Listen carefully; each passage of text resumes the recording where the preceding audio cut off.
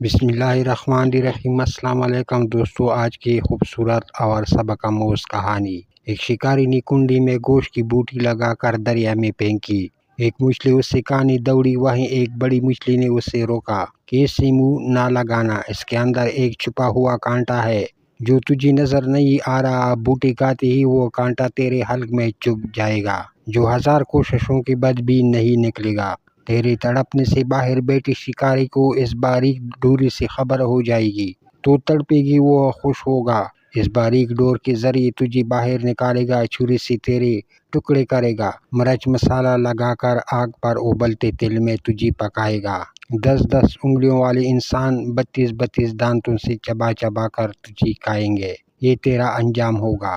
بڑی مچھلی یہ کہہ کر چلی گئی۔ چھوٹی مچھلی نے دریا میں ریسرچ شروع کر دی۔ نہ شکاری، نہ آگ، نہ کھولتا تیل، نہ مرچ مسالہ، نہ 10 انگلیوں اور 32 دانتوں والے انسان، کچھ بھی نہیں تھا۔ چھوٹی مچھلی کہنے لگی، یہ بڑی مچھلی ان پڑھ، جاہل، پتھر کے زمانے کی باتیں کرنے والی، کوئی حقیقت نہیں اس کی باتوں میں نے خود ریسرچ کی ہے، اس کی بتائی ہوئی کسی بات میں بھی سچائی نہیں۔ میرا ذاتی مشاہدہ ہے، وہ ایسے ہی سنی سنائی نام و نہاد غیب کی باتوں پر یقین کیے بیٹھی ہے۔ اس ماڈرن سائنسی دور میں بھی پرانے فرسودہ نظریات لیے ہوئے ہے۔ چنانچہ اس نے اپنے ذاتی مشاہدے کی بنیاد پر بوٹی کو منہ ڈالا، کانٹا چبھا، مچھلی تڑپی، شکاری نے ڈور کھینچ کر باہر نکالا۔ آگے بڑی مچھلی کی بتائی ہوئی سارے حالات سامنے آ گئے۔ انبیاء علیہ السلام نے انسانوں کو موت کا کانٹا چبھنے کے بعد پیش آنے والے غیب کے سارے حالات و واقعات تفصیل سے بتا دیے ہیں۔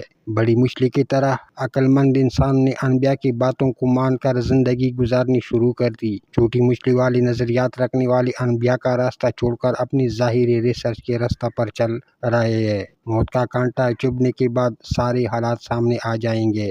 مچھلی پانی سے نکل واپس نہ گئی، نہ انسان دنیا سے گیا واپس نہ آیا، بس یہی وقت ہے، اگر سمجھ گئے ہو تو۔